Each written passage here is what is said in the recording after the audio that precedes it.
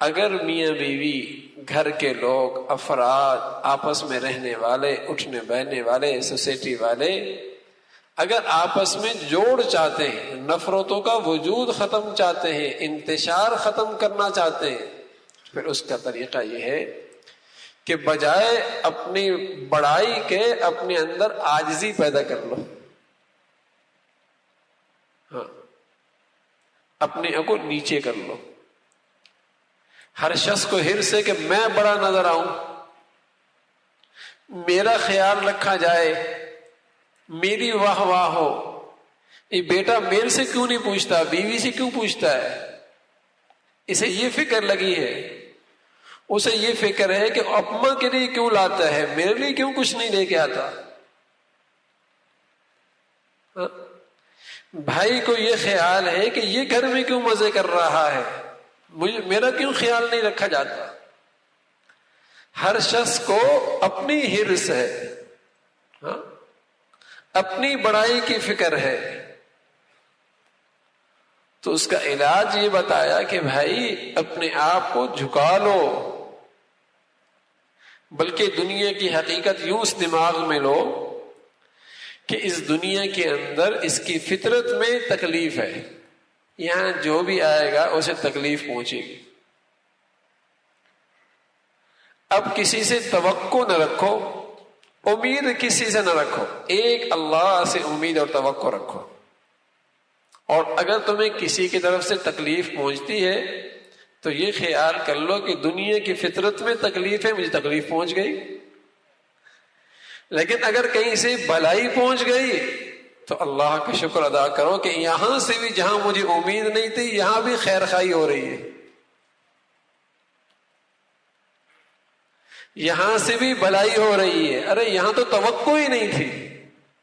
ہوتا کیا، اتنی توقع باندھی جاتی ہے کہ ذرا اون نیچ بھی برداشت نہیں ہے.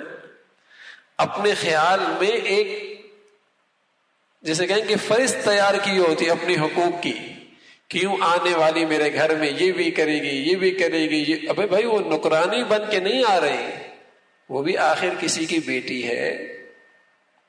ہاں، جیسے تمہاری بیٹیاں ہیں وہ بھی کسی کی بیٹی ہے، وہ نوکر بن کے تو نہیں آ رہی. لیکن توقعات اتنے کی رکھے جاتے ہیں کہ ذرا اونچ نیچ ہو اور برداشت نہیں. تو اس کی وجہ کیا ہے کہ ہر شخص کے اندر تکبر آ گیا، تواضع سے محروم ہے. فرمایا کہ جوڑ چاہتے ہو تو اپنے اندر عاجزی پیدا کرو. میری بات کیوں نہیں سنی گئی، ارے نہیں، توقع کیوں رکھ رہے ہو کہ تمہاری بھی سنی جائے؟ پھر شکایت بھی نہیں ہوگی، شکوہ بھی نہیں ہوگا. اس لیے فرمایا تواضع اپنے اندر پیدا کرو. اور دوسری بات فرمایا کہ ایثار پیدا کرو. ایثار، یہ خوبی اپنے اندر پیدا کرو. توقع مت رکھو بلکہ دینے کی توقع رکھو. دینے کا جسے کہیں کہ خیال رکھو کہ میں نے دیا کتنا.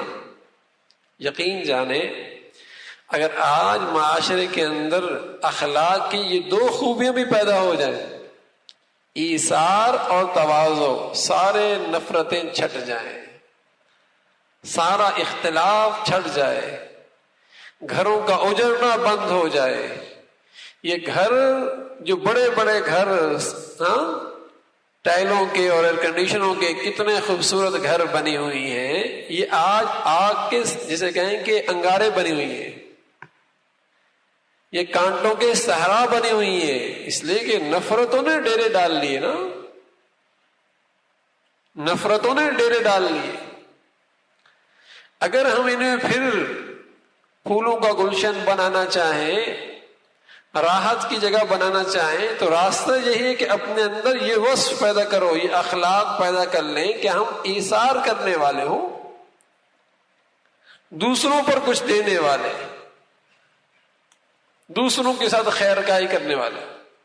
اگر یہ عورت بھی سوچ لے کہ میں نے اپنے میاں کے ساتھ خیر خائی کرنی ہے اور اپنی ساس کے ساتھ خیر خائی کرنی ہے، اور وہ بھی اسی انداز میں زندگی گزارے، ساس کہے میں نے ایک خیر خائی کرنی تو یقین جانے دونوں کا کام بن جائے گا.